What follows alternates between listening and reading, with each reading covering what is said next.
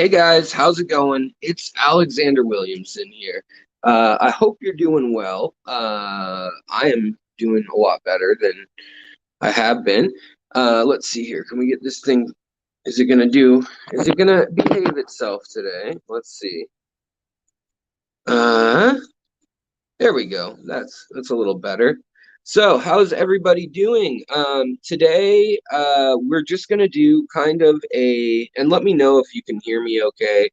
And I'm coming in.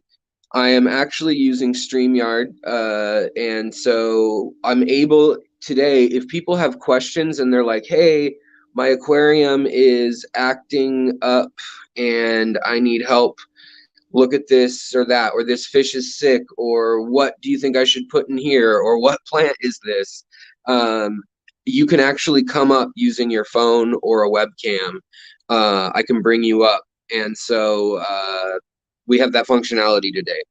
I've done a lot of streams in the last few weeks that were me talking a lot and basically telling you guys I don't know, a story or, talking about the nitrogen cycles you don't know or things like that. So today we are kind of just going to go off of questions that people have, hopefully, because I feel like I've neglected you and you guys don't deserve to be neglected, obviously.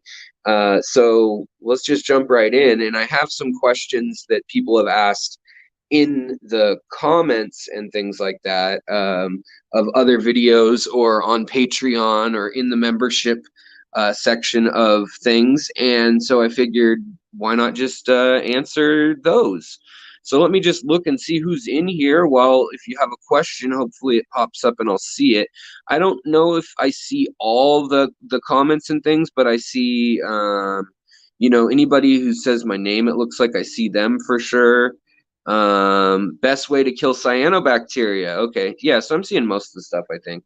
The best way that I've found to kill cyanobacteria, one is there are kind of two kinds. There's photosynthetic and then there's photo and chemosynthetic, or not synthetic, photo and chemo trophic, sorry about that. And so when you see that, let's see if I can actually turn this around and let's see if we can get it so that you guys can see what exactly I'm talking about. All right.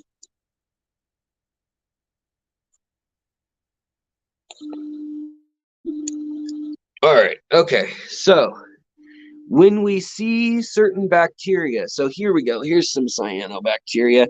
Now, most of the time, I don't really worry about this kind of bacteria here, like the little bit of green spots like this. A lot of this stuff that's deeper down, I know the glare is really bad, but I'm just trying to show people cyanobacteria. So in here, we actually have a cyanobacteria that's green, and usually they're a blue-green algae. And basically that blue-green algae means that for sure it is using light, photosynthesis, to make its energy. So if you were to actually dig in an inch or two, there's probably none of that because it needs that light. So you can either black it out, you could literally take some duct tape and put it over there, and that will kill it sometimes. Some people cut it out because it can be, the spores are still going to be there. Even if you do remove that chunk, there is enough of it. It is virulent enough that it will stick around for a while. Here's another, let's get the glare. Come on, get the glare gone. And here you can see this happens to the ADA Amazonia in my tanks with some bacteria that's in my system. Definitely takes the iron, and in the silt layer it oxidizes it into these little clumps where you can actually see the layer of silt very clearly, whereas where that bacteria has not taken place, you just see the silt as kind of a little layer. Over here I think is the oldest tank, so we'll see it the best. So this stuff is actually half algae, half bacteria.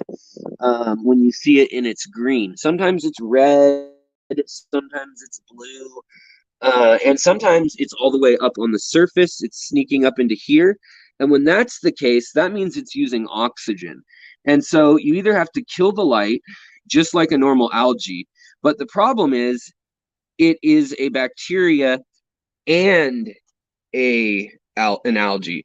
They think usually it was a point in time when the bacteria consumed a piece of algae and the algae lived in its stomach, or vice versa, with the cells of an algae cell surviving with bacteria bursting through its cell.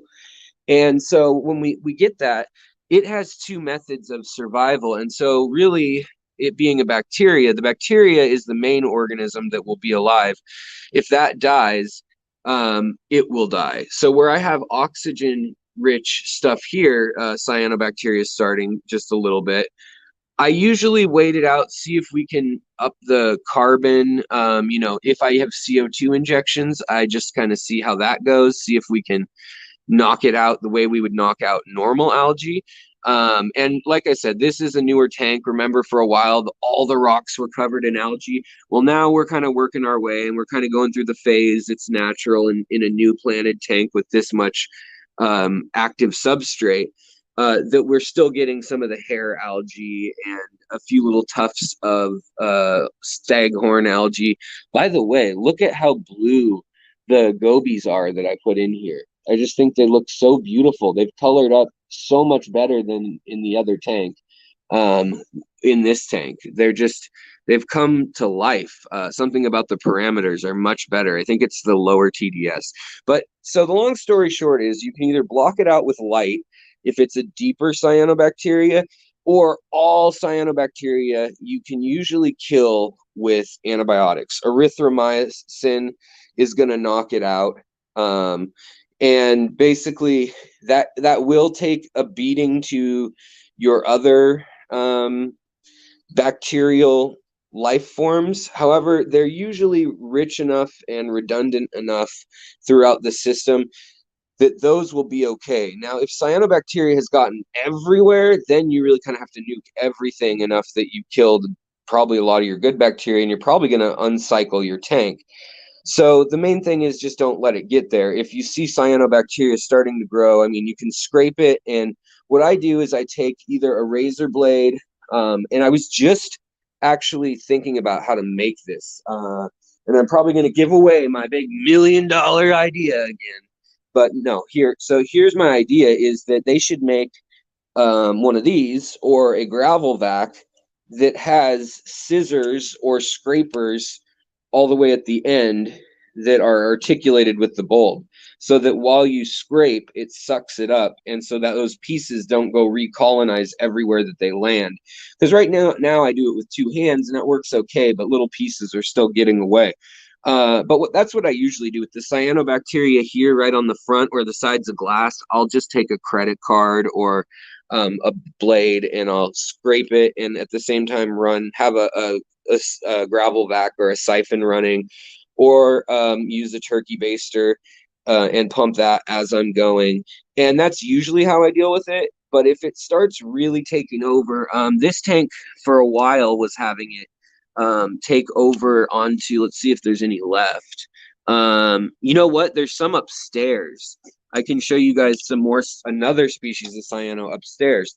So the cyanobacteria issue, you'll also find it sometimes when your carbon cycle is out of whack. So you have kind of an equilibrium where your carbon likes to be in your aquariums, and that can get out of whack really easily sometimes. But like right here, see how it's like a mold almost? These started melting, so they're making way too much ammonia and carbon. Now this happened basically overnight.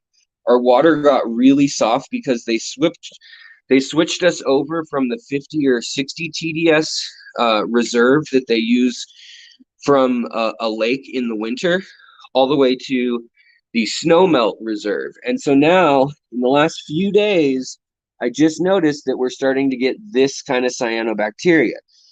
The best thing you can do about this stuff is it's actually pretty surface level usually. Watch.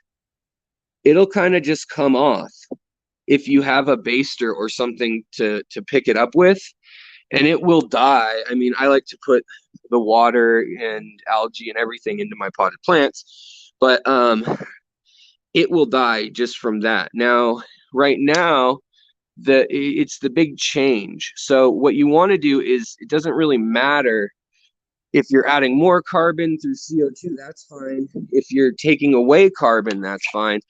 But what you're trying to do is balance it. You just need that carbon to be consistent. Now, it's usually not going to be too harmful unless it's choking out the light from the plants. But like what I'm going to do here is just throw out all this duckweed. And I wanted to show you another type, though, that we have on this tank. It's funny you asked about cyanobacteria, because it's become an issue in the winter here for me. So you can see it kind of bluing into the sand. Well, then oxygen hits it, and that's how we know it's an anoxic or aerobic or anaerobic type. And if you can see, let's see if we can get the light right, there's actually a red hair cyanobacteria. It's a red algae that's in here too with it. And this has been in here, and it's stayed in this subsurface level for, I don't know, maybe 3 or 4 months now. But I don't worry about it, because whenever plant roots hit it, plant roots always bring oxygen with them. So they are another good little tool. So if you put a plant near it, what happens is, you'll see here, they'll make an area where this is a gas bubble of oxygen or CO2. And you can see on this side where I put these plants, they actually have grown into here and they've oxygenated all of this area, whereas nothing's planted in the front for a kind of a buffer. So I could break that up with that, and naturally the oxygen would kill that species. So you kind of want to ask yourself, is it deep enough that you think it's a low oxygen or no oxygen species? And if so, just bring oxygen to it and it's dead. If not, then you want to think about it a little differently, and you either need to just remove it if you can and stabilize your carbon, or you want to actually nuke the tank if it's really become a problem all over. Now, if you've got stuff like this is blackbeard and diatom algae that's on a very old leaf. These leaves live months and months and months, like 6 months to 8 months. And that's a really common place you'll get it, on either sword plants or on ferns, or anubias is another common place you can get that.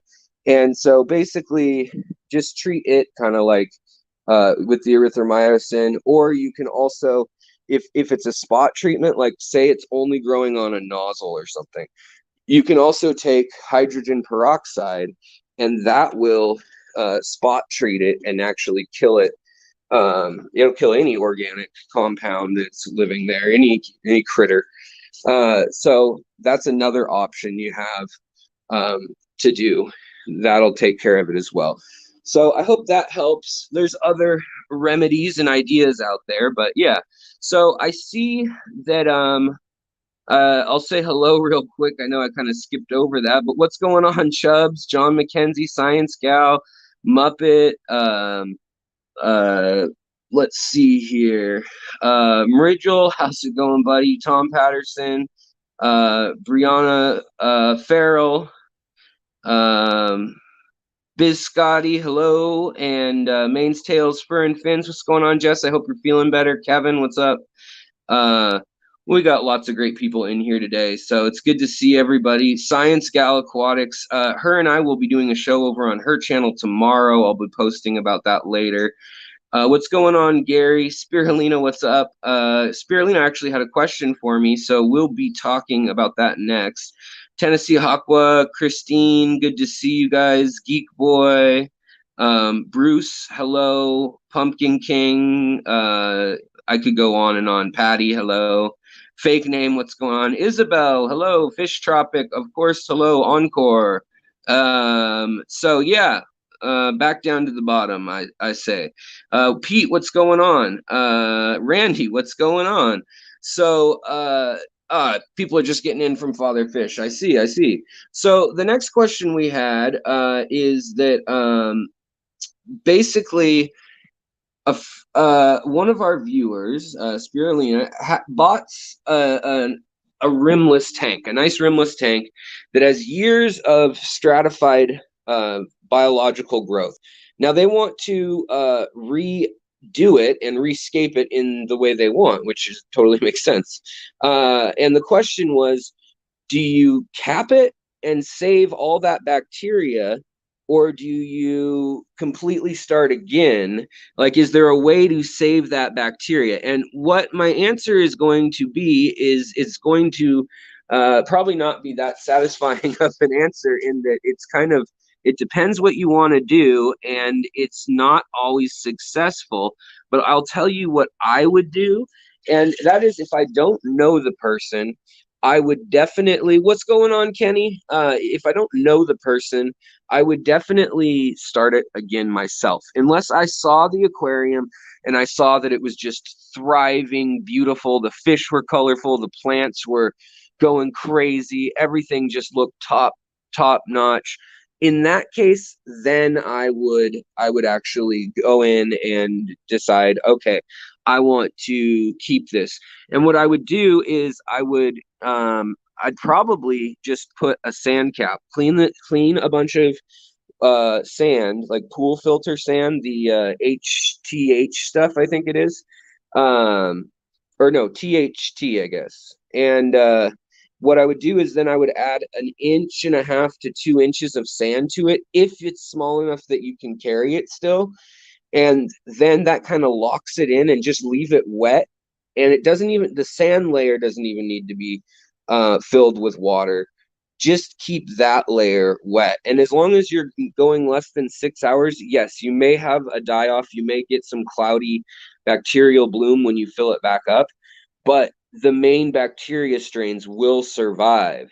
They will usually live even up to 24 hours. I've had hang off the back filters with power outages where I've turned them off, they've drained. I have a couple older kinds that they don't stay primed, basically, and so they kind of drain out just with the action of the suction that goes on. And so with those, I'll see that as long as it stays wet, the substrate will usually or the filter media will usually be okay.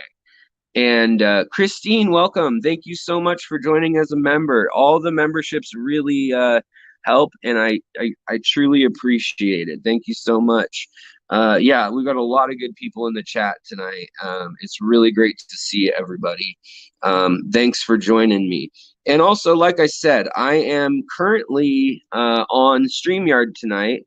And so if somebody needs help with something like identifying a plant or things like that, maybe they want help, I don't know, arranging an aquarium setup or IDing some sort of illness in a tank. I don't know, whatever it may be. But if you need to show me, a lot of times people say, oh, I wish I could just send you a picture right now. And tonight you can, if you have a camera, a smartphone camera, basically. So just thought I'd throw that out there. But we'll just keep cruising along with the questions. So is the high-tech tank, this is my only high-tech tank right now, guys. So this is the one, if you were following along the last 2 months, I guess now, since it started. This is my piste resistance. It is the idea of basically deep substrate that hopefully is oxygen free all the way under 6 or 7 inches in some spots. And then it also has a plenum, or an empty space, that barely moves the water. And then it has lava rock, which can be colonized by low oxygen or anoxic bacteria. So there's anaerobic at the bottom, anoxic in the middle, and then hopefully aerobic, obviously, in the hang off the back and everything. So we're hoping to get all three kinds of filtration eventually. Now, the anaerobic layers really do take some time to kick in. Sometimes they can be up to a year. And you need to have the iron, either magnesium, manganese, iron, or sulfur in there for various species to kick in. Now, I kind of talked about that in my last video I posted, actually, but it is a very dry, wordy video, and you may save yourself some time even, honestly. If you're not just an audio learner, so to speak, you might save some time by basically reading under the community tab. I posted all the notes in the outline to that video. Pardon me while I just clean up some old bloodworms that they're not eating in there. With this high-tech tank, you still want your plants and debris to fall down into your cap, your sand cap or gravel cap or whatever it may be. But basically, these are capped underneath. There's layers. It's like a lasagna. There's the good 2 inches of substrate, which honestly, that's why I'm getting so much of the algae, and that's why I need the little Hornwort snails. That's why I need the little pleco fry. And right now, this is literally 1 day of algae. It can grow this quickly, this hair algae can, and I don't worry about hair algae. It's no biggie.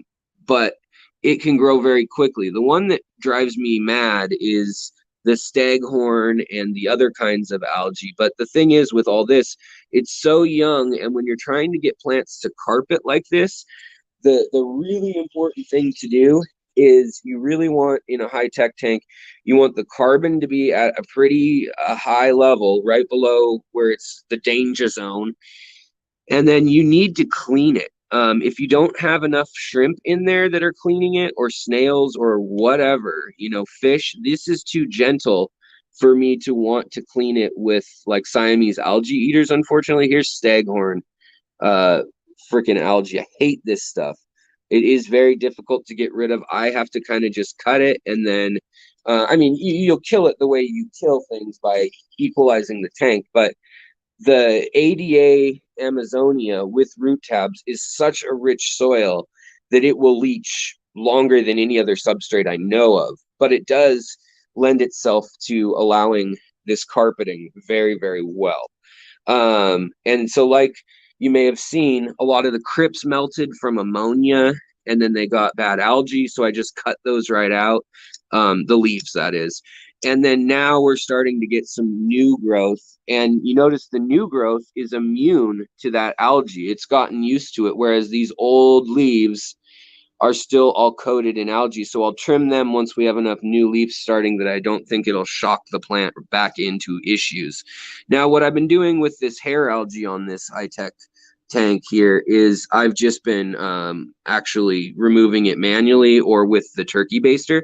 And like I was saying, like I fed the apistos in here bloodworms. So what I'm doing right now is, you'll notice a lot of times bloodworms, you'll put them in, they're all red and everybody looks like they're hungry, and then you end up with these little husks of a bloodworm that are clear, and they've actually like sucked the inside out of it like a freaking sausage or something.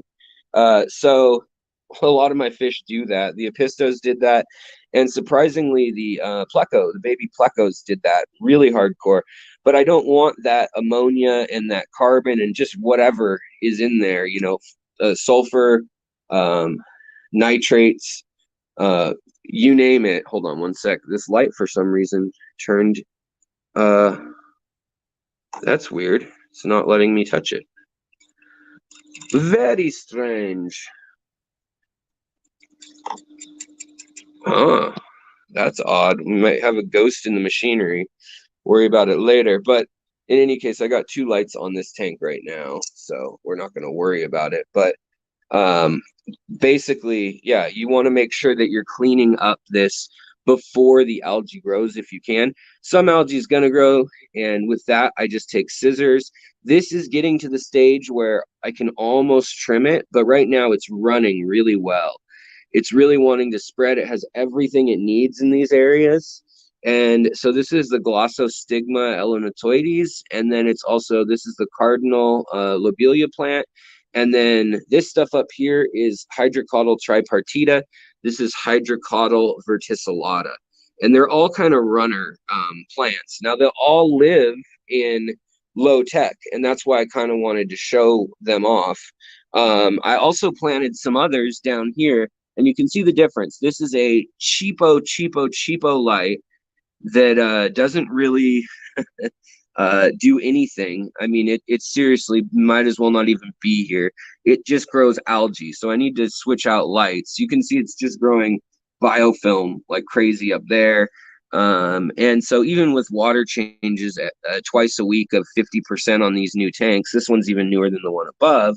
And with the sand cap, problem is we have fish that dig in this tank. And so just as easily as the sand cap, watch when I spray it, like all you see is poop and stuff. But as soon as they've dug a hole, look at that. So that's ammonia, that is nitrogen, that's nitrites, nitrates. That's all the problems. And so basically, I probably should have waited a little longer or made the cap even thicker than 4 inches. I mean, the substrate even thicker than 4 inches with these little golden-eyed dwarf cichlids. So what are you going to do?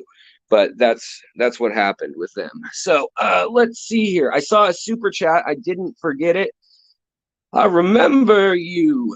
Let's see here. We got more people coming in. What's going on? Jerry, Waterbarn, George Costanza. Uh-oh. Boy, don't send me any stamps. I'm prone to licking them. Lady Aquatics, what's going on? All the Father Fish people are in here. I see.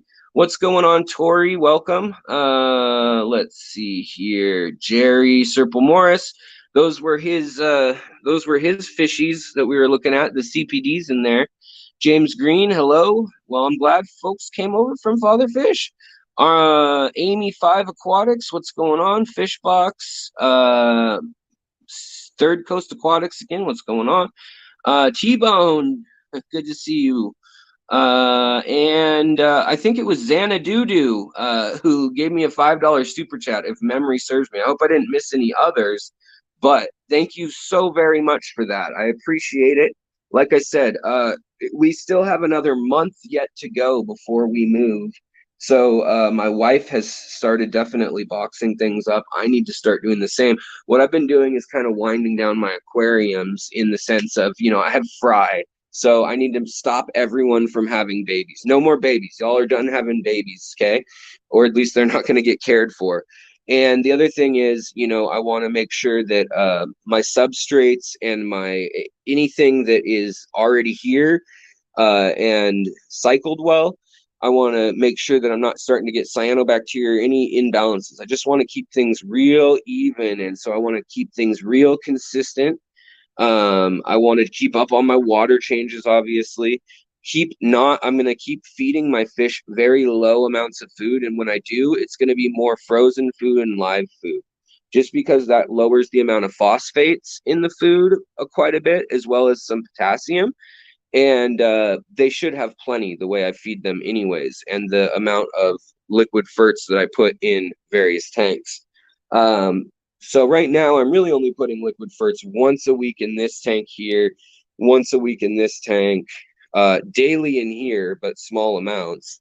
And then over here we've got this is twice a week in small amounts as well. Father Fish, hello, welcome. How's it going? So yeah, basically before I move, the other thing is I just want to show off this Goby. She is so pretty. That's a female cobalt Goby there, Stiphodon from Indonesia. But she's just got this beautiful like indigo, cobalt color, metallic stripe down her side. And she's a very shy one of all the species I have. But she's colored up so well with, I guess she needed this staghorn algae. She doesn't like the hair algae whatsoever. She loves the staghorn and any sort of blackbeard or like tough scrubby algae, and her color has gotten phenomenal since I put her in here.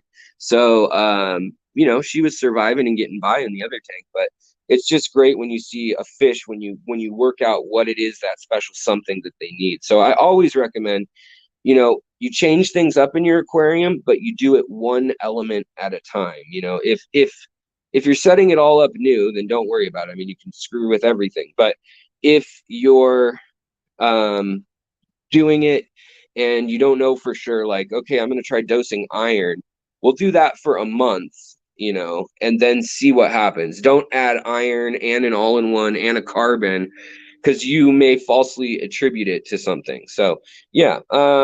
So I see, let's see here. Somebody asked a question, what's the best beginner Goby? So this is going to be a bit contentious. One of my very favorites, and this is really nano, which means that yes, it could be very beginner. I mean, it could be in a very small space. Where the heck are they? Hold on, let's see if we can find them. Would be the true freshwater Bumblebee Gobies. They're kind of a riot. They're fun to look at. Here we go. Here comes one. And usually they'll yellow up when they're eating live food. If you get them brine shrimp or something like that, come back. But they look like a little bulldog in their face. And this is as big as they get, 1/2 inch.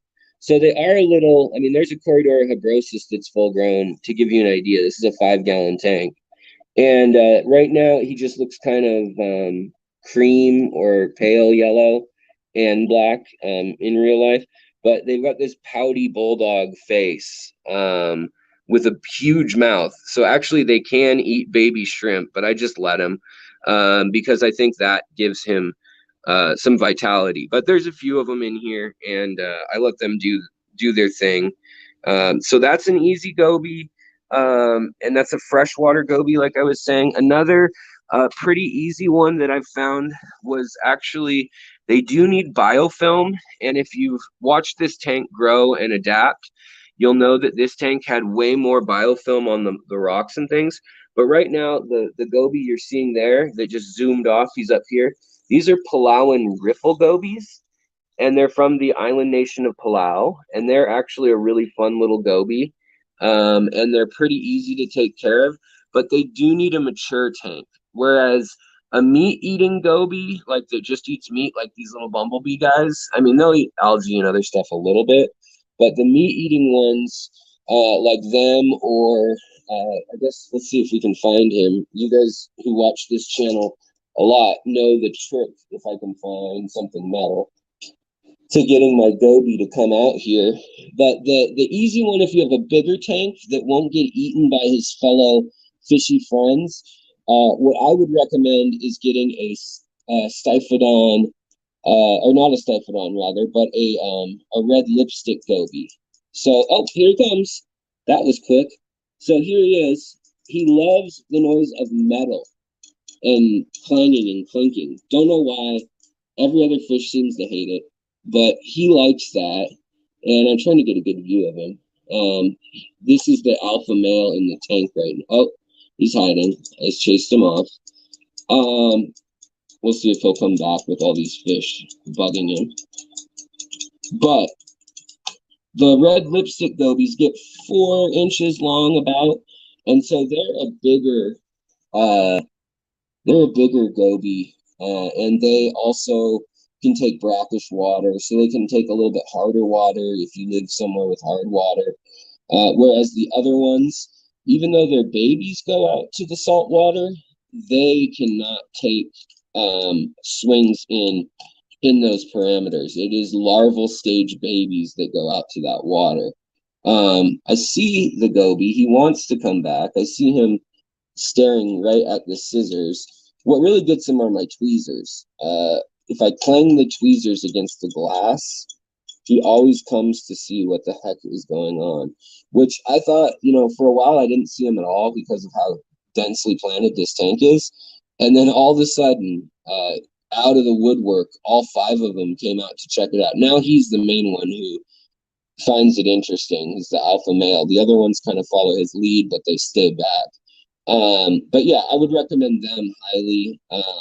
Where to purchase female scarlet or blue batis? The blue ones are the Dario, or batis, I guess. The chameleon batis ones. I would go with the Wet Spot online, the Wet Spot Tropical. Aquatic Arts gets them from time to time. Aquahuna might have them if you're out of the Washington State area, but you're probably going to get mostly males. They do not like to give females as a whole in the hobby. Here comes the Stiphodon again. Or not Stiphodon, sorry guys, the lipstick goby. They have a face that looks just like Kermit the Frog. I can't zoom in on StreamYard very well, but let's see if we can get his attention again. He's kind of nervous from these Danios that are swirling all over. Let's see if we can scare him from behind. Get him closer. Oh, nope, did the opposite. But maybe we can see him from above if I clear off some of this. There's just too much activity for him right now. As far as they are a little shy. I mean, these gobies are not apex predators, but the lipstick gobies will. They are predators. They will eat brine shrimp. They will eat cherry shrimp. You know, any little crustacean or insect or even little snails that are still soft shelled. These lipstick gobies will eat those, and them being meat eaters makes them way easier to take care of. Whereas the ones that strictly eat biofilm, like these guys, this is a this one here is the cobalt blue female, and then this is a electric blue female, electric blue neon female. And the male one, even though it's called electric blue, has yellow fins, but then a blue and turquoise shimmer on the body. I don't know where he's at, but these guys need algae and other things. So most of the Stiphodons, there's 32 species. Most of them really do need the biofilm. Let's see, they are pretty glorious just to watch. But you can see some here. There's the male Palauan riffle goby on the side of the rock. He's got beautiful yellow and kind of ochre-colored finish, and they're just a really nice one. Just moved here, Fishy says, setting up a new fish room. Where would you get a central air pump? Central air pump. I mean, I would probably go with Gemco online. I would probably get I'd probably get a dual piston Gemco, and then just figure out what size you need. That's my guess.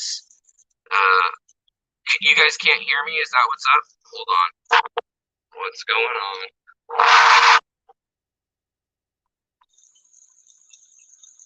Body tiny. You guys hear me better now? Any better? Mr. Grumpy. I sound like a robot. That's not good. Alright, hold on, guys. Let's do... Do I sound any better now?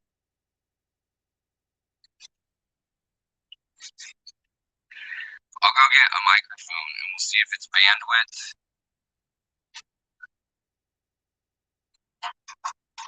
Or what's going on. Not better, so maybe it's not bandwidth. Shoot. Hold on, guys. Bear with me. Oops. Alright. Bear with me.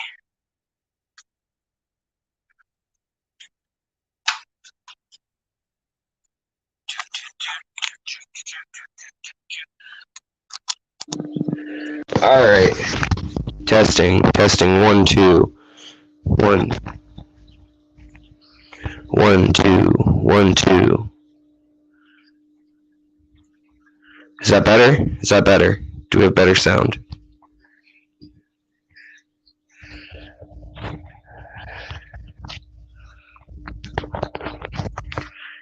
Do we have better sound, guys? Better. All right. We still have better sound with the video. All right. Okay. All right. I guess I just needed a new microphone. Switched out microphones. Microphones I got thanks to y'all on Patreon and you members and all you lovely supporters. Otherwise, I wouldn't have had to. All right, had two of them, that is. Okay, all right, let's see here. So, let's see what's going on. Did you guys miss all that I said because I wasn't paying attention?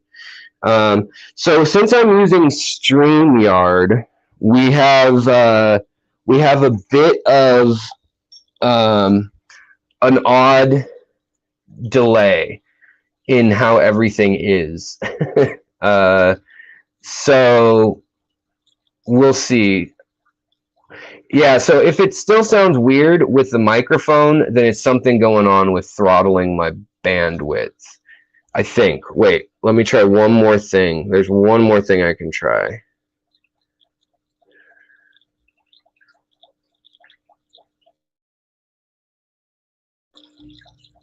All right. Is that any better? Is that better? Okay. So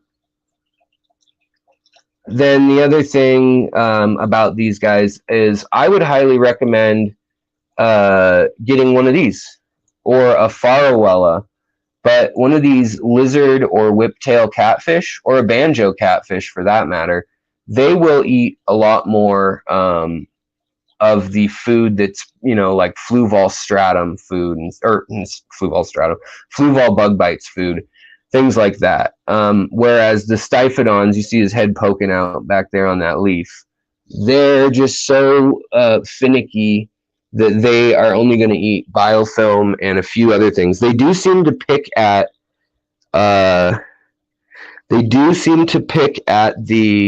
what do you call it? First bites or little I can't remember what they're called technically. Fry food. I guess it's just called fry food from Aquarium Co-op. They do seem to eat that. Yeah. So, and then this is just checking in on the no-tech tank, the one that hasn't had any substrate changed in years and that hasn't been trimmed, hasn't been manipulated in any way, no filter, no heater running, very few water changes, just top offs. And yeah, so this is how it's doing. Back here, you can see the shrimp. I think the shrimp have filled in this biome extremely densely. I mean, I think they are the key to this tank, honestly. Them and for other critters, yeah, I would say Bacter AE, Tyler, would be really helpful. For the Stiphodons. Very similar thing. What I do in there, the problem is you don't want to make their tank too acidic. Stiphodons have a very odd water parameter in that they can have limestone hardness, so KH, but they need a low TDS because they live frequently in Southeast Asia on these big, steep limestone islands that are volcanic or reef islands that have been uplifted and then have been eroded away. Like if you've seen those pictures that are like screensavers on computers backgrounds that are like Vietnamese islands that come up out of the water and they're like green and they look like dragonstone coming out of the water and they go way up in the sky. Those, when it pours rain on those, it then filters and percolates through the cracks in the porous limestone. And these guys live in those creeks on those little islands. So the creek may only be a pond for half the year and then a creek for, the monsoon season. It flows really rapid. They try to live in the biggest rivers possible, but they get stuck in little spots like that. So they can withstand some hardness in the water, but the water is going to be flowing out to sea on all those little islands in the Pacific that they live on. So you want a TDS ideally under 200, and that's pushing it. 150 is better. You want lots of biofilm because they have that constant sunlight beating down. And then you don't want any nitrates at all. So good plants in the water are a must-have, like good nitrogen-eating plants. And a lot of people, I want to answer this question that nobody asked, is, you know, a lot of people will say, I put a Java fern and I put a tiger lily and I put a, what's another one? Anubias. I put a bunch of Anubias in my aquarium and my nitrates just won't go down. And it doesn't matter with certain plants like that, or a bunch of crypts, for instance, and it won't go down. With certain plants like that, you're never going to get it to catch up with an imbalance in nitrogen. So if you have overstocked your tank over the inch per gallon or 2 inches per gallon, whatever rule you went by, or thinking in your head, I mean, you could have 15 inches per gallon and your tank might be okay, and you could also have 1 inch per gallon, and if everything's out of whack, it could be a nightmare. So that's all subjective and specific to your water and your plants. But my point is that the ones that grow slowly and that are very stiff, they're not going to help you much with nitrates, or ammonia. They'll eat them. I mean, don't get me wrong, but you can power more light at them. You can throw tons of light at them, and they're just not going to be able to eat anything. So what you want usually are either floating plants. They're really good at it, but then you have to remember they're blocking out some of the other plants that are needing light in order to process the nitrates and nitrites and ammonia. So you need to clear enough space that whatever plants you do have working. This is a Hygrophila coriambosa. Basically, if the plant grows more than a few inches a week, you can be very sure that it is sucking up a lot of nutrients from somewhere. Now, whether that is sequestered in your substrate or whether that is in the water, I don't know. You'll have to look up the plant and find out. But honestly, this tank only has active substrate right here. So the only plants that should be flourishing, like this one, which honestly, the other thing is the plants like that, they frequently have leaves that are around for such a long time that they get old and beat up. And you can cut them and spark new growth, like that purple leaf that's growing in. So now that that's growing in, I'm going to cut out that other one back there. But that other one, if we look at old videos, it's probably been there over 6 months on this little sword. And same with the Anubias, even the Anubias petite. There's Anubias petite all over back here in this tank. And it's another one where you just, one, it's not eating your algae, or it's not eating your nitrogen and your nitrites. But two, even worse than that, it's actually growing algae like this one here because that's in the water and it's a stationary surface. So one, you need little critters that are going to clean that off, or you need to be cleaning it off like every few days. So that's not practical. I mean, some people do that with aquascapes, but I don't think it's practical. And so one, you can increase the flow on those plants to prevent some algae. Other algae like flow and they may go to that. So really it's about that nitrate, carbon, phosphorus / phosphate cycle that's going to do it. And, you know, having things like autosynclus, they, even if they don't eat the hard algae, the diatomaceous algae or the staghorn algae and things like that, they will eat the biofilm and the first colonizing layer. Because many of these algae, like I just found out that diatomaceous algae cannot, and that's the hard speckled green, red, or black stuff you get on the glass. I'm trying to see if I have some visible anywhere handy here. Let's see.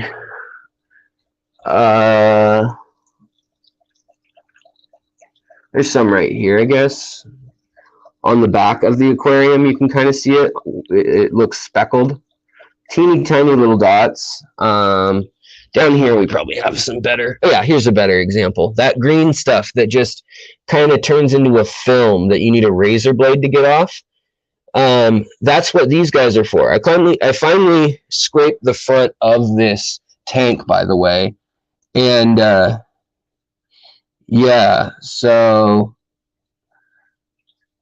now we can see it a little better again. It's just there were so many baby shrimp, and these guys were doing so well that I didn't want to bug them for a long time. But the other day I did an inventory of the shrimp, and I think there were about 70 adult shrimp plus a whole boatload of little babies of these blue shrimp. And so I culled it. We're down to about 50 in this tank now. And then we've got the dozen or so of these guys, of the panda loaches. And last update on these, because everyone always asks about these too. These little guys, you guys know that they like it when the bottom is stirred up. They're all eating on the glass right now because they're eating the Diatom algae. Well, Diatom algae doesn't grow unless there is a biofilm already colonizing the area, because it doesn't fix sugars properly.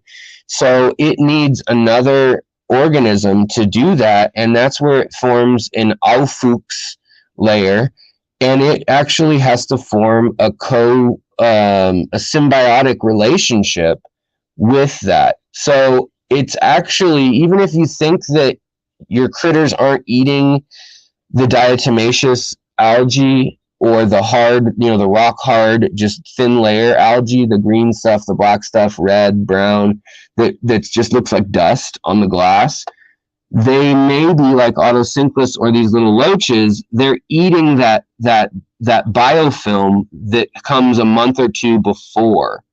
And that's the same with snails and things too. So we don't thank them enough, because we only see what happens when they're not there. But the other thing about these ones is a lot of people have asked, Alex, your panda loaches are over a year old now. Why haven't they turned? Like, why are they still black and white? Well, these are from the northern fork of their habitat in China, in southern China. They live in a river there, in a national park, and there's a northern fork and a southern fork of the river. Now, the southern fork is a more common place that they're collected from, and they're a little less expensive from there. It's not in the national park. I don't know how it works in China, but they still collect in the national park, or they whatever. And so you can see that they don't have perfect little white banding and black banding anymore, but they kind of have like more eye drop and rosettes on some of them. This guy's still pretty perfect, but then the black starts to fade and get a little more creamy or gray. Well, the northern fork of these, the northern collection point, stays very much like this, whereas the southern and more common collection point, you'll see every single one is going to turn a yellowish cream color.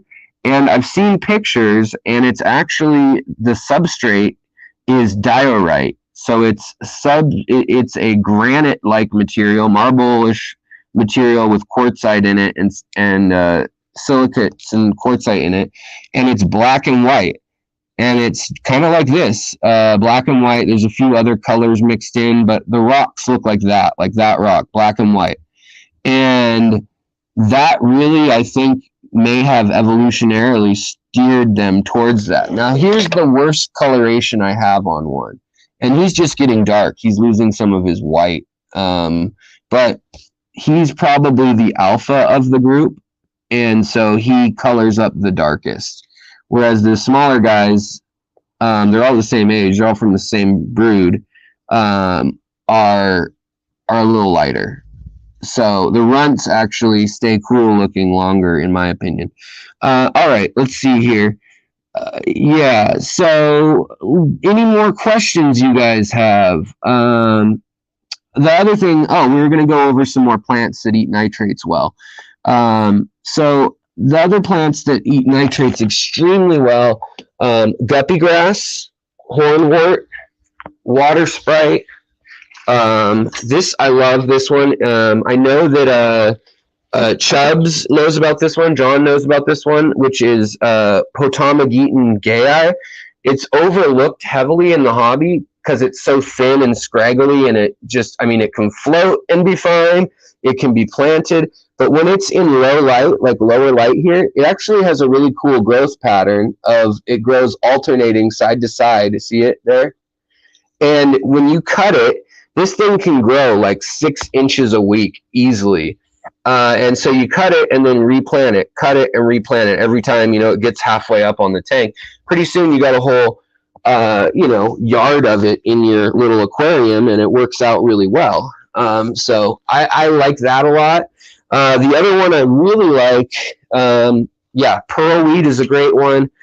So Wassertong, it's not a super fast one, but it does sequester quite a bit. I've read in studies. They've found that it sequesters the Suswassertong that everyone thinks is Subwassertang. It's just pronounced Suswassertong. That is this stuff, the kind of Pellia, sometimes it's called.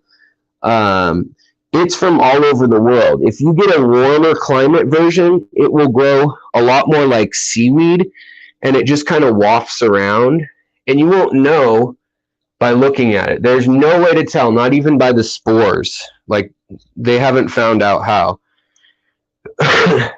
Yeah, Chubb says he had a gay grow 4 feet long for him. Yeah, and they can grow like this.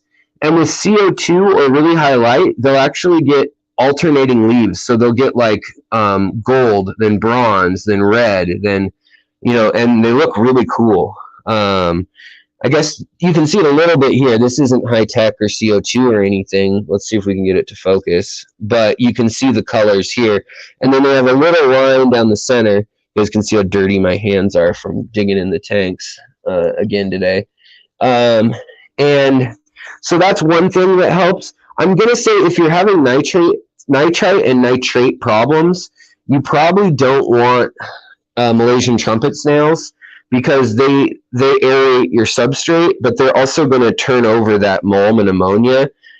And if you're not ready for it, if you haven't balanced your tank, sometimes that can churn it up a bit, just like sand or you know, sand dwelling or sifting fish. So some apistos, for instance, these guys are one where they'll suck up a bunch of the substrate at the bottom and spit it out and kind of dig a pit. W.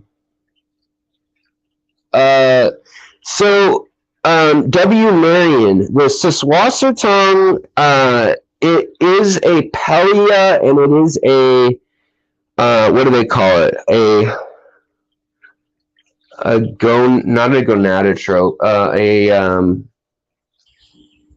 oh, it's going to bug me, but it's like a fern, and it has different forms, and it's basically a fern or moss. It's a simple plant, and it's basically stuck in its adolescent stage. If it comes out of the water or gets dried, then it goes gamete, sorry. And so it goes out of that stage, and then it can reproduce, I believe it's by spores. However, underwater, you're right, there aren't the spores, there's no flowers, there's no way to identify it, but they find it everywhere from Germany to Panama to, you know, Central North America and the United States, all the way to the Congo. So they think there's a lot of different kinds in the wild. And it's, yeah, they've been battling over, is it a fern? Is it a Pellia? Is it a whatever? And as of 3 years ago, hold on one sec, I got to open my Dr. Pepper. As of 3 years ago, they were still fighting, and you would find people who were just dead set on saying it's a blank. Now, I'm assuming if you've heard recently that they settled that and it's a fern, then I believe it. You know, that was the way they were leaning in Germany, anyhow. And the Germans are pretty obsessed with classifying things.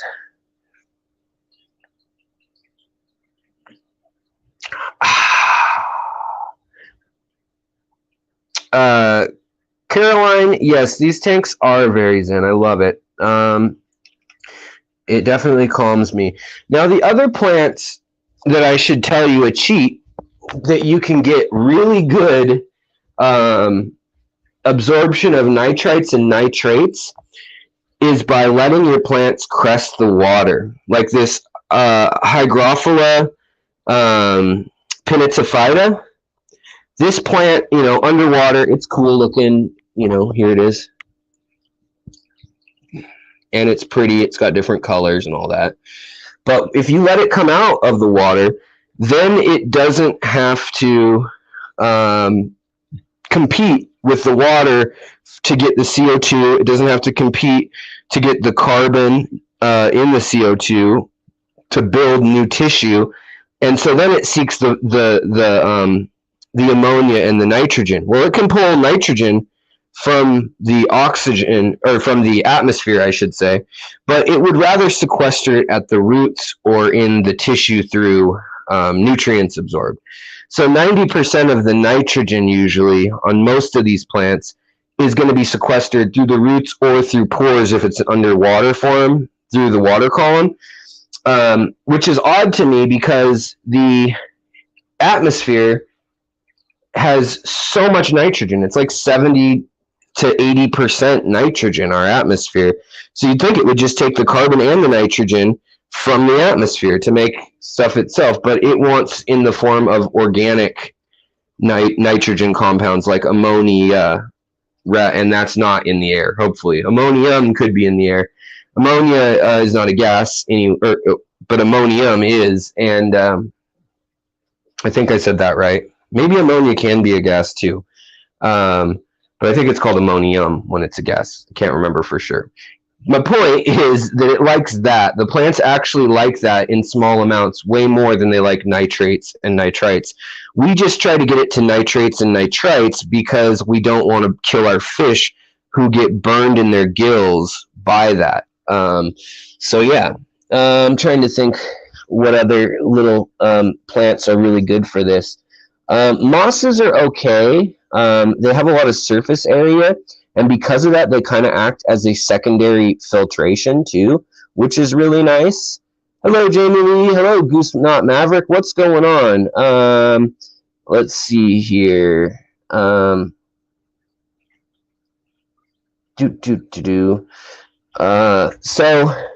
yeah, the hygrophilas are good. Water lettuce is a good one. Need to keep the water still. If it moves a lot, it'll melt, or if you reduce the carbon on it suddenly, it'll melt away too. Naja grass or guppy grass. This tank is glass bottom, so this just has floating plants in it for me right now. So I've got some Java ferns in the back, lots of moss, lots of Sawassertung or Siswassertung at the bottom, and then we've got more of the Naja grass here. We've got some Potamogeton gayi up here that's got the bronze up where the light is. Got a big old mystery snail up here. I moved the rainbow fish, the Radnocentris, down here just because they were jumping out of the other tank upstairs. And then, what was I going to say? Oh, but they're eating all the baby endlers pretty quickly. Like the newborn endlers, they're eating them quickly. So, and so are the mustard cats. So I need to resync that because I thought, oh, sweet, I've got an endless supply. Like I literally had dozens and dozens and dozens, maybe a few 150 maybe of the little tiny fry in here the other day, maybe a week ago. And now I do not because of the move. Here's another one of the snails. You can see that the snails also have eggs that are getting ready to hatch. There should be one over there. It's all the way at the end. So the way to stop mystery snails or apple snails from laying eggs, if you're curious, is just to keep the water all the way up, at least this high. You can drown their eggs when they're young, and then or not when they're first born, but like right afterwards, they become vulnerable to rot and to suffocation. All right, let's see here. Ludwigia does naturally grow like bushes in the wild. Yeah, and Ludwigia is another one that can grow very quickly. In low light tanks, it doesn't grow so fast, but if you've got a good light, Ludwigia won't be super pretty. It won't be all purple and red like this should be here. Like you see a little bit of that going on here because it's near the top, but it will grow quickly. And it does, it's got a nice thick stem, it's hardy, and it sequesters a lot of the waste that you want it to. So it does what you want. Another one that for me doesn't grow well because I have such soft water is Myriophyllum or water milfoil, which most people freaking hate. Same with like water hyacinth down in in the South, in Florida, and in Louisiana, and Alabama, Georgia. That stuff just chokes out the waterways, but it grows so well in water that has any minerality whatsoever to it. And yes, it will suck all the nitrates out of your tank, for sure. So, I mean, even just because something's invasive doesn't mean that it doesn't have a good role to play somewhere, in some environment.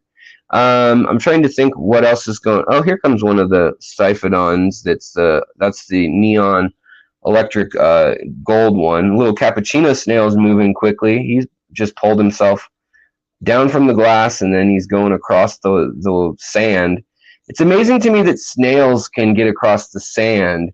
Might have to do an episode on this. I don't know how they do it, but I'm curious because they stick to everything else. You'd think sand would be like the bane of their existence. Do they like dry up their mucous membrane when they're on the sand, or does it just get all covered in sand and then they wipe it with their little flappy deal that closes right before they go inside? What happens? I don't know. Somebody? Anybody? Nobody? So, do we have any more questions that I can help y'all out with? While I wait for a question, I wanted to show you guys, if you haven't seen it, these two big guys with the orange, just the straight orange and the dot on their peduncle or tail fin. Or sorry, caudal peduncle, I should say, but it's the caudal tail fin. See that dot that's there? Erythromycrons have those. The little stripy guys have them. Right there. And the hybrids have that and pure orange and a much darker emeraldy blue lavender. It kind of goes between like a lavender metallic shine and then like a dark navy blue. Kind of like a purple or blue. And then the real celestial pearl danios that Jerry sent me, and if you want to get them, get a hold of Jerry, because he is selling them, I believe. Randy, the goby that doesn't eat shrimp is going to be most the Stiphodon species. There's 32. I've kept about 8 of them. I've never seen any of them eat a shrimp. So they say that they eat tiny crustaceans, but they must mean really tiny. If you have biofilm, that's what they want. Some of the species, like this is a full-grown cobalt, only get like 1.5 inches or 2 inches. Others, like the Palawan one, the Palawan riffle goby, that one I've seen get almost 3 inches long now. They're all hard to breed in captivity, so you'll have to get new ones once they die, and they don't live terribly long because their life cycle is get born as eggs, swim out as larvae to sea, and then come back. And they only catch them once they've come back, and they've already lived whatever, a third or a quarter of their life there. And then they get them to you, and they want them to get to you before they've grown up fully. So maybe you've got, another 2 years at very best with most of them. Yeah, and it's Jerry who's in here who's selling the CPDs that you guys are seeing. Let's see, what else? I was trying to think what else we've been doing to discuss moving. Discussing moving, another thing that I want to do is I want to build all the shelving. I want to get into the house first, build the shelving. We rented this place for an extra 2 weeks, which my wife said was a bad idea. It was expensive. It's going to be expensive, but we have this place for an extra 2 weeks, and so hopefully we can pay the movers on the 3rd or 4th day to carry all that really heavy couches and stuff like that, and we'll box things up. But for the fish room stuff, the plan is to build sturdy stuff, and then we can go and actually from there, like move one tank at a time or 2 or 3 small ones. And then hopefully I can just leave this much water in them. But this tank, for instance, is going to collapse just because of the pressure of all the weight up there. It needs the water pressure against it.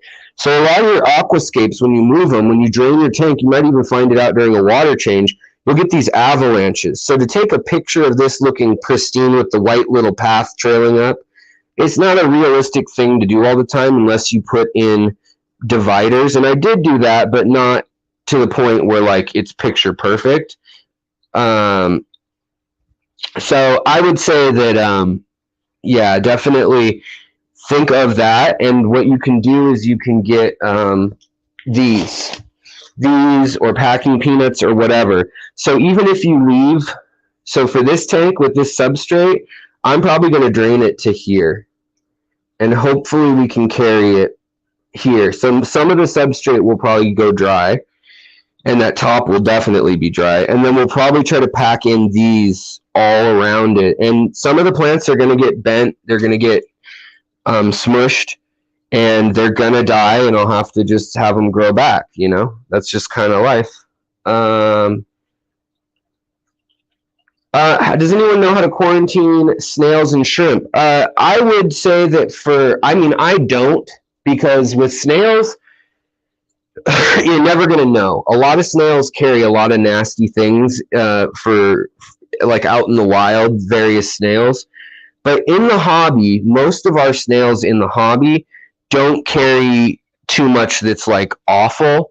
There's a few things. There is, if it's a cold water snail, if you got it from any water that is below 70 degrees, then you're going to be in the risk of getting Vibrio, which is a flesh-eating bacteria.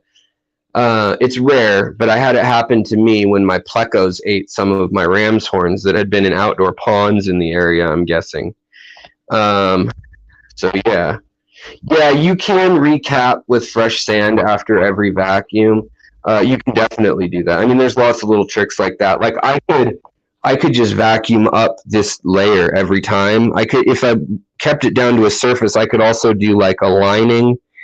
But what I did is I took little pieces of blister pack and I put those in, and then I'm growing this hydrocotyl, which has a thick root system, along the edge. So hopefully between that and the carpet, it'll hold back that. And then there's rock here.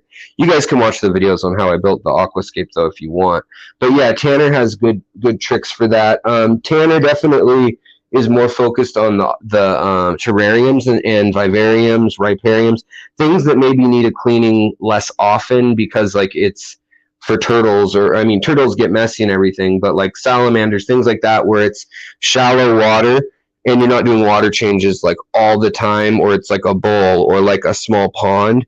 Whereas this is kind of the whole thing is one ecosystem, which is true with vivariums and ripariums. But I guess my point is that for some reason it ends up being less critters, less like all your livestock, all your plants aren't interacting with this pathway in that case. Usually it's kind of like a visual feature, just like the rocks are in an aquarium. Like, whereas in a riparium, you might need to scrape the biofilm and all the junk off the rocks more. I don't know. I'm probably just going off here. Fish can get flesh-eating bacteria. Yes, I have a video from a few years ago where I lost 5 plecos, I believe, in a day. And then also I lost some woodcats again. And then we took it to the University of Washington to confirm what had killed them, and it was Vibrio, which is also what gets humans sick from oysters frequently. But it's a mutation of it.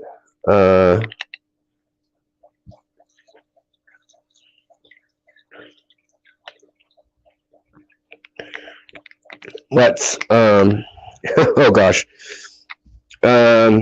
Okay, it's Myrgel. I saw somebody put a link to flesh-eating bacteria, and I was like, oh dear, what's that gonna be? Honey, are you up here? Yes. Is it okay if I film a little bit? Okay.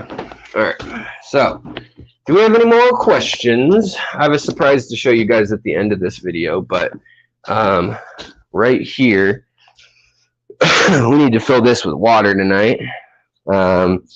My wife and I, when we went to Aquarium Co-op, we got some blue gouramis. You guys probably remember that. But yeah, they didn't go well with the rainbow fish. They take up the same water column, the top. And yeah, No, definitely, Kevin. Invertebrates can give fish illness. Bacteria, I mean, they can't give them a virus, maybe. I don't know if they can or can't, but bacteria can be on a surface. So, I mean, you could have strep or staph or, MRSA on a knife or on, I don't know, a light switch. So it could definitely get on a shrimp, you know what I mean? Or in the stomach of a shrimp or on a snail or whatever. So yeah. Now parasites are also the same. There's lots of nasty little worms. Speaking of invertebrates and crustaceans and things, or what do they call them? Mollusks, snails, I guess. There's a terrible illness in Africa that's spread by snails, freshwater snails, to humans, and I can't remember it off the top of my head. What's that called, honey? Do you remember? And it kills like something like 250,000 people a year throughout the world. So yeah, snails can be gnarly, but it's not any snail that we keep in our hobby. Also, I figured I'd do a little update on what's going on here. So remember, we changed the filter. We got a new filter. It's flowing fast. So between that and something going on with the plants dying, it may have just gotten started. This is my hypothesis, is it got started when these started melting because of the movement of the filter, whereas this had been a trickle filter for so long that I think the nitrates are probably really high in here. I haven't tested them yet. This isn't running. It's just unattached and sitting there. But when they started melting, they're going to be putting out all the nitrites, nitrates, ammonia, all that stuff. And I need to take all that out, clean it, definitely, before it starts to dissolve and actually fall down. But you can also see oxygen's getting trapped in here and allowing the oxygenated cyanobacteria to grow. And so it's just a chain reaction. Now it has all the fuel it needs, and the more of the water lettuce it kills, the more fuel it gets. So yeah, that's just kind of an ongoing thing. And actually, you can see that my freshwater sponge has died, which before it was a nice mat. And so that's another indicator that the water quality's gone poo-poo. Same with this Diatom algae here. This is the black Diatom algae. Remember I was saying we were looking for some? Well, there we go. So this is a tank that I've actually thought about redoing when we move, or even getting rid of. It's possible to get rid of it. I do like how tall it is, though. There's something about it was a custom bow front. Most of them are 37.5 gallons. This one's 42 for some reason. Must have been some woman, well, I know it was a woman, who had a house and she had an alcove and she had 2 of these and wanted them in a very specific spot. So, my thought was, though, it's good for discus. It's good for angels. I would love to have some archers, some clouded archers. And the freshwater sponges naturally pop up in our water here. I guess you could say we're lucky in that it's interesting. They don't really do much other than eat little micro plankton or, flora, fauna, protist things. But Bentley Pasco, who's also in the same area, if you watch his videos and channel, he has a sponge that he's done a whole series on. Like, he's named it and everything. And so, if you have a really clean tank, biologically speaking, no nitrates, ammonia, a low TDS, good water flow, all that kind of stuff, low bacterial load in as far as you have a wide diversity, but nothing's overpopulating and taking over as like one bacteria, then you'll get those freshwater sponges. And they actually occur in the cold water wild here in Washington State, also in the streams and things. And this, you can see my leopard frog plecos right now. They're all sitting back in here, just kind of hanging out. I guess we can't focus or zoom on this. very well, but they're in there hanging out. Got those from Aquatic Arts. Just thought I would, thanks Miguel for linking up the sponge videos. I just thought that I would mention that Aquatic Arts has some really cool stuff right now. Again, they've got a ton of plants in, so when I move, I'll definitely be doing an order, and I'm definitely going to bug them and be like, hey, can we get stuff for my channel members? Can we get like free shipping giveaways or, you know, whatever? So aquaticarts.com, if you go there, use the code secret history, all in caps, number 15, or secret history 10, no spaces, all caps, and that will get you 10% or 15% off, but it will also get you, so they've got one for the newsletter, they've got one for different sales and things a lot of times posted, but if you use the one for us, basically they keep track, and 4% of that profit goes back, set aside, and we use it for future giveaways. So the more of us that use it, the more giveaways there are in the future, which is nice.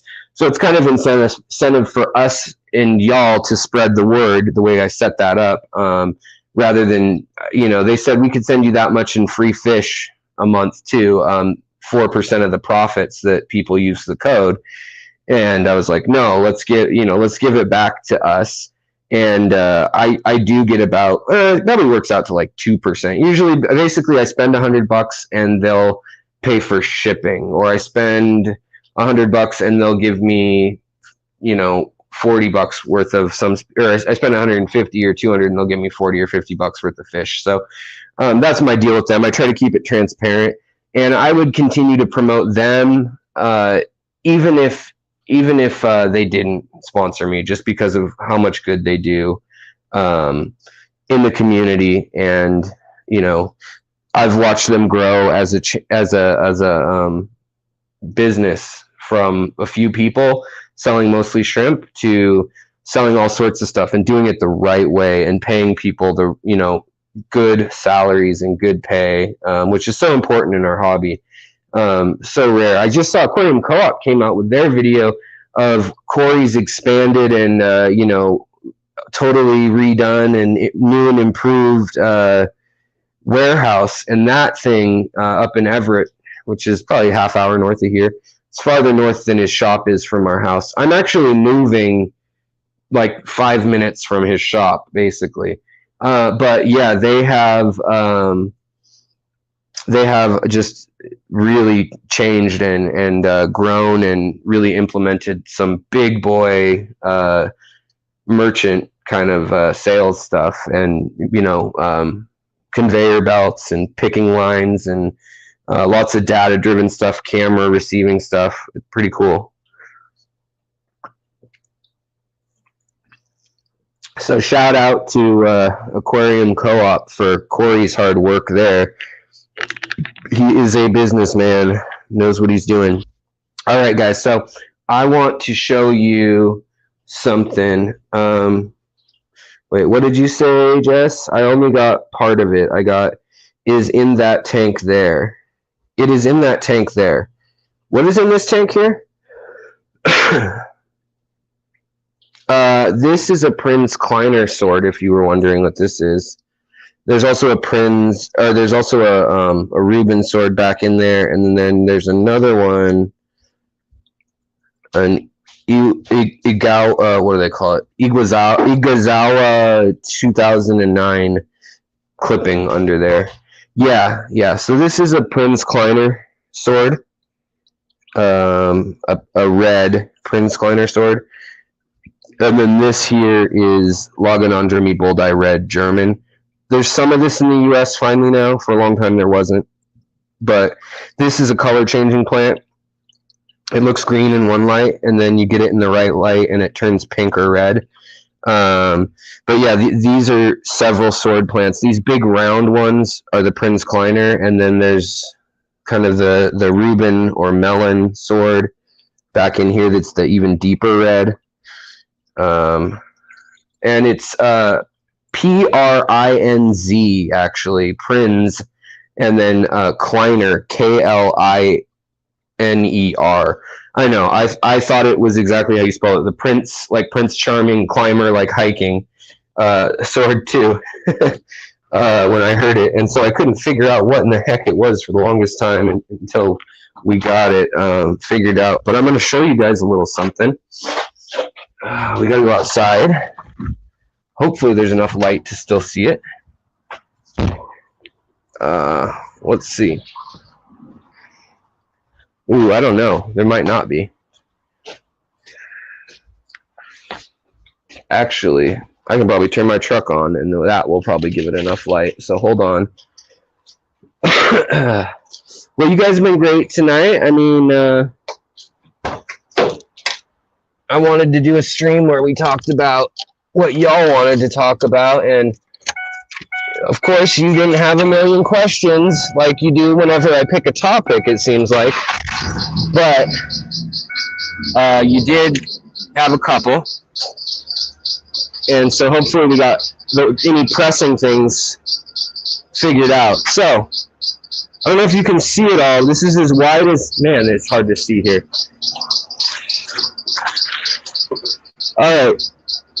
So, we got a 55, a 75, and a 40 for the new house, since it's the $1 per gallon sale.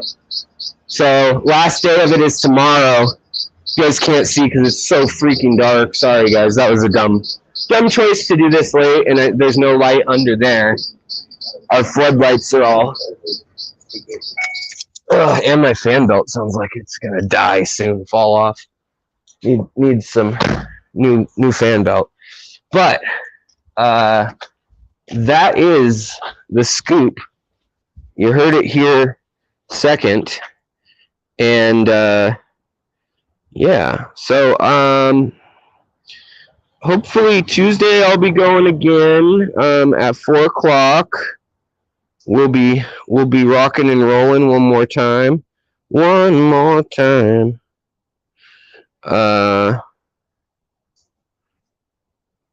Hold on. And there we go. So I'm back. I'm back in the New York. Okay. So I hope that we covered some stuff that was of interest. But I gotta go. It is soaking wet and literally freezing out here. Or it's about to be in an hour probably. So I'm gonna go inside, help my wife continue to pack up boxes and all that. And I will talk to you guys later. Thank you so much for joining me tonight. Thank you for the likes, the new subscribers that are joining, the lurkers that are hanging out, the super chat, Xanadudu. Thank you so much, buddy. And members, new members, thank you. Means a lot. I'm trying to post like the outline to the nitrogen video. Kind of gave everyone a taste of that, but for members, there's a little longer version on there of all the chemical reactions that go on if you really want to nerd out. And if enough people ask for it, I'm going to start kind of showing more sources too. It's just that turns into a term paper literally for me every week, a couple of them. I bit my lip pretty good there. All right, guys. Well, have a good night. Take care of your critters. Take care of your fish, your plants, your aquariums, the people around you, and of course yourself, because if you don't do that, you can't take care of the other things.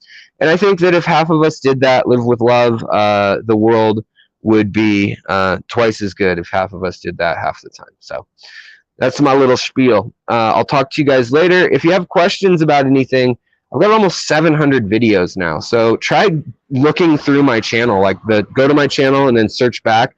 There's 5 years. They all say 2 or 3 year old videos. Some of them are 6 years, almost 6 years old now. So there's a lot of weird ones when I was looking through them randomly today, just doing some cleanup work on them, and I was like, wow, I forgot that I did that. I talked about how people used to sell snails in England out of trench coats, as a black market thing because they weren't taxed, and they sold them as an exotic pet, poison snails and snails that have different dye colors. And yeah, so there's some interesting history videos on there too for those of you who like the history videos. If you feel like I'm a little busy this month, go back into the back catalog. There's a lot there.